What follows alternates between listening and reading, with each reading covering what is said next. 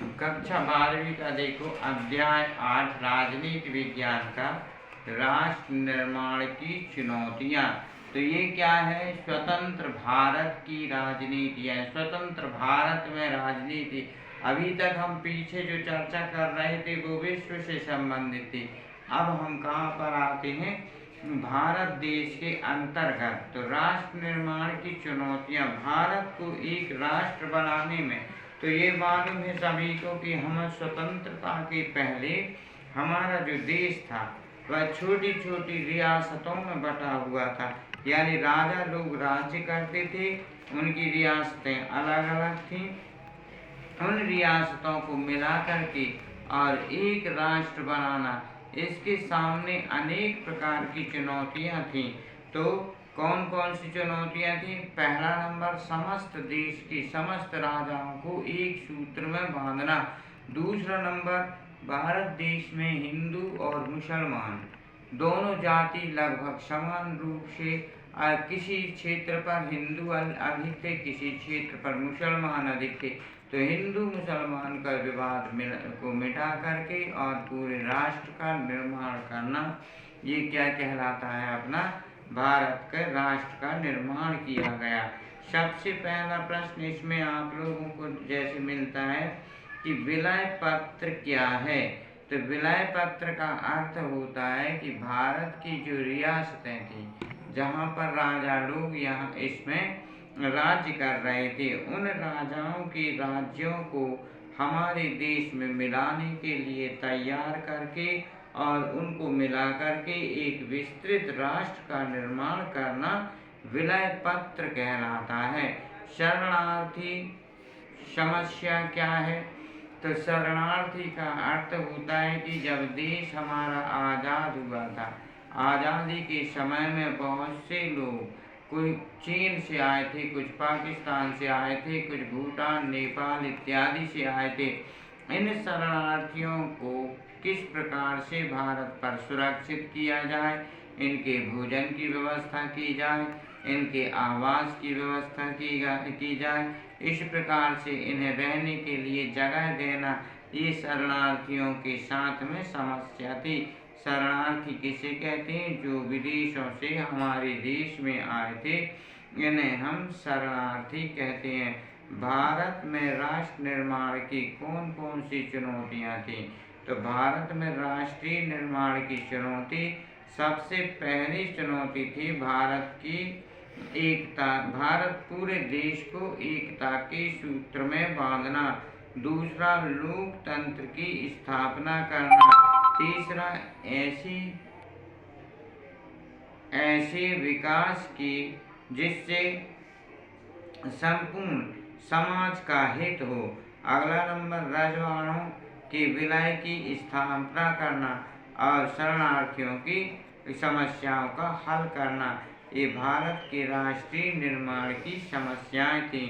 कश्मीर विवाद पर पाकिस्तान द्वारा क्या तर्क दिया जा रहा है? संक्षेप में, तो प्राचीन काल में जब भारत और पाकिस्तान दोनों देश बटे हुए थे, तो इस समय में क्या हुआ था कि सिंधु नदी को बीच में क्या बनाया गया था कि इस बॉर्डर के इस तरफ पाकिस्तान और उस तरफ में हिंदुस्तान रहेगा। लेकिन शुरुआत में तो इसको मान लिया गया था, लेकिन बाद में क्या हुआ कि कश्मीर में मुसलमानों की संख्या अधिक होने से मुसलमान इस क्षेत्र को अपना क्षेत्र बनाने का अधिकार बताते हैं। दूसरा नंबर, कश्मीर राज्य का सदैव पाकिस्तान में शामिल मुजफ्फराबाद, पुंछ आदि के क्षेत्रों में आर्थिक एवं भौगोलिक संबंध होने के कारण उसका विलय पाकिस्तान में होना चाहिए, ये पाकिस्तानों की मांग है। भारत द्वारा अब क्या आश्वासन देने के बावजूद जनमत संग्रह न किया जाना, यह अपूर्ण, यह भाग भी पाकिस्तान वाले अपना तर्क देते हैं कि कश्मीर हमारा है। कश्मीर की मुक्ति के लिए सीमा पार से क्या घुसपैठ करने वाले आतंकवादी नहीं, परंतु कश्मीर की मुक्त करने वाले स्वाधीनता सेनानी हैं। यानी वो कहते हैं कि जो कश्मीर से हमारे देश में आकर के आक्रमण करते हैं वे कश्मीर के आतंकवादी नहीं, कश्मीर के सेना मन कश्मीर को जो अपना समझते हैं वो लोग यहाँ पर आक्रमण करते हैं। तो इस प्रकार से ये कश्मीर को अपना बताते हैं।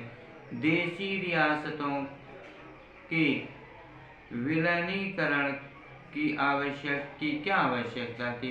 तो देशी रियासतों के यदि हम रियासतों को ना मिलाते तो पूरा देश क्या होता, अभी भी रियासतों में बटा रहता और एक राष्ट्र का निर्माण नहीं हो पाता। इसलिए इन रियासतों को मिला करके सभी को एक मत बना करके और एक राष्ट्र का निर्माण करना आवश्यक था। इसलिए इनका विलय किया गया, यानी इन्हें सभी को सभी राज्यों को भारतीय राज्य में मिलाया गया।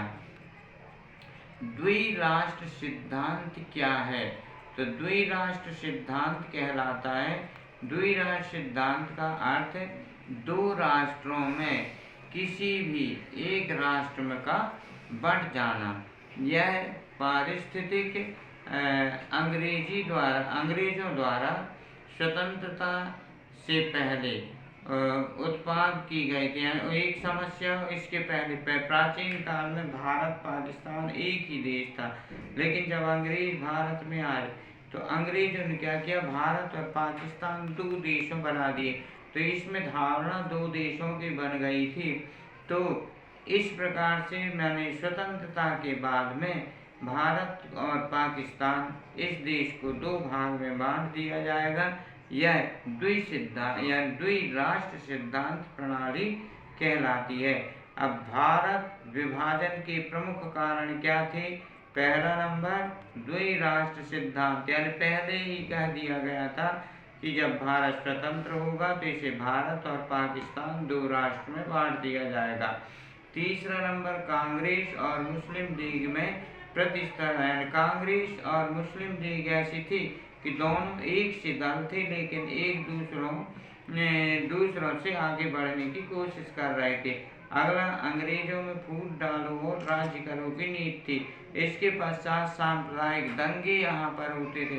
इसके आगे क्या है, लॉर्ड माउंटबेटन का प्रभाव भी इसमें पड़ा था। इसलिए भारत को दो राष्ट्र में बांटा गया। माने भारत विभाजन के प्रमुख कारण कौन कौन से? पहला द्विराष्ट्र सिद्धांत, दूसरा कांग्रेस और मुस्लिम लीग की नीतियाँ, तीसरा अंग्रेजों की फूट डालो और राज्य करो की नीति, चौथा सांप्रदायिक दंगे, और अगला नंबर क्या है, लॉर्ड माउंटबेटन का प्रभाव। राष्ट्र निर्माण की प्रमुख चुनौतियाँ कौन कौन सी हैं, इसके बारे में आप पहले से पढ़ चुके। अब एक दल के प्रभुत्व का दौर, एक दल क्या कहलाता है? हमारे देश में कौन सी शासन प्रणाली है? बहुदलीय शासन प्रणाली है। दल कौन से कहलाते हैं? यानी वे दल जो चुनाव में भाग लेते हैं उन्हें हम राष्ट्रीय दल कहते हैं। हमारे यहाँ पर राष्ट्रीय दल अनेक प्रकार के, जैसे बहुजन समाज पार्टी, जनता पार्टी, कांग्रेस पार्टी, और ये पार्टियाँ भी अनेक प्रकार के दलों में विभक्त हो गई हैं। तो भारत में कौन सी दलीय प्रणाली है? बहुदल दलीय प्रणाली, यानी इसमें अनेक दल हैं जो चुनाव में भाग लेते हैं। भारत में संविधान सभा का गठन किस योजना के तहत हुआ था? तो केंद्रीय मिशन योजना के अंतर्गत भारत के लिए एक संविधान सभा का गठन हुआ था। कौन सी योजना थी? भारत में केंद्रीय मिशन योजना। ईवीएम का पूरा नाम क्या है? तो ईवीएम का पूरा नाम क्या होता है? Economic waiting machine. राजनीति विज्ञान क्यों पढ़ना चाहिए? तो राजनीति विज्ञान के पढ़ने का क्या मतलब होता है? राजनीति विज्ञान के पढ़ने से हमें ये पता चलता है कि हमारे देश में प्राचीन काल में किस प्रकार की शासन व्यवस्था थी और उसके कारण से हमें कौन कौन से लाभ हुए और कौन कौन सी परेशानियां हुई। इसी प्रकार से हम राजनीति में जब हम विश्व की राजनीति पढ़ते हैं तो विश्व की राजनीति में भी हमको ये मिलता है कि कौन से देश में किस प्रकार की राजनीति चल रही, उससे वहाँ पर क्या फायदा है और क्या नुकसान है। तो वहाँ के जो योजनाएं ऐसी हैं जिससे जनमत का फायदा होता है उनको अपनाते हैं और जिनसे नुकसान होता है उन्हें छोड़ते हैं। इसके लिए हमें राजनीति विज्ञान का पढ़ना आवश्यक होता है। प्रजातंत्र किसे कहते हैं? तो प्रजातंत्र यानी ऐसी शासन व्यवस्था जिसमें जनता द्वारा अपने प्रतिनिधियों को चुना जाता है और वे प्रतिनिधि जाकर के शासन चलाते हैं और जनता उनके नियमों का पालन करती है, उसे हम प्रजातंत्र कहते हैं। इसके लिए क्या कहते हैं? प्रजातंत्र की परिभाषा यानी जनता के द्वारा जनता के लिए, यानी जनता के द्वारा शासन बनाया जाता है, जनता के द्वारा ही बनाया जाता है और जनता के लिए ही बनाया जाता है। इसे हम क्या कहते हैं? प्रजातंत्र कहते हैं। भारतीय संविधान सभा का गठन किस योजना के तहत किया गया था? तो भारतीय संविधान सभा का गठन केंद्रीय मिशन योजना के द्वारा 3 सितंबर सन 1946 में किया गया था। चुनाव आयोग की स्थापना कब हुई थी? तो चुनाव आयोग की स्थापना सार्वभौमिक संस्था है जिसका गठन भारत में स्वतंत्र एवं नियत रूप से विभिन्न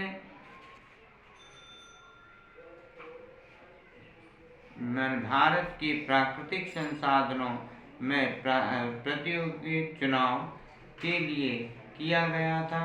भारतीय चुनाव आयोग की स्थापना 25 जनवरी सन 1950 में की गई थी। भारत में प्रथम चुनाव कब हुए थे? तो भारत में प्रथम चुनाव सन 1951-52 में हुए थे। चुनाव करके भारत में एक दल की स्थापना की। अरे भारत में एक दल की स्थापना के कारणों का वर्णन। तो भारत में एक दलीय स्थापना, पहला कांग्रेस को सभी वर्गों का प्रतिनिधित्व प्राप्त था। यानी पहले क्या था? कांग्रेस का ही शासन अपने देश में था तो इसमें सभी वर्गों का प्रतिनिधित्व प्राप्त था। दूसरा, लगभग सभी विपक्षी दल कांग्रेस से निकले थे। और तीसरा, कांग्रेस का निष्पक्षी दल की नीतियों के साथ स्थापना हुई थी। यानी पहले क्या हुआ था? कांग्रेस पार्टी अकेली थी, फिर कांग्रेस पार्टी से ही इसका विरोधी दल तैयार हुआ, फिर इसके बाद जो भी दल आए वो कांग्रेस से ही मिलते जुलते थे। इसलिए सबसे पहले कांग्रेस एक दलीय रूप में भारत में स्थापित हुई थी।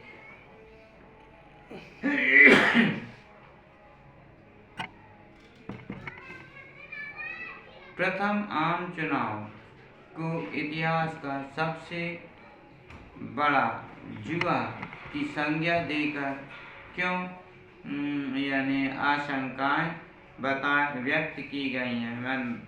प्रथम आम चुनाव को इतिहास का सबसे बड़ा जुआ जानते हैं कि जिसमें हम अपने पक्ष को भारी करते हैं, यानी मतदान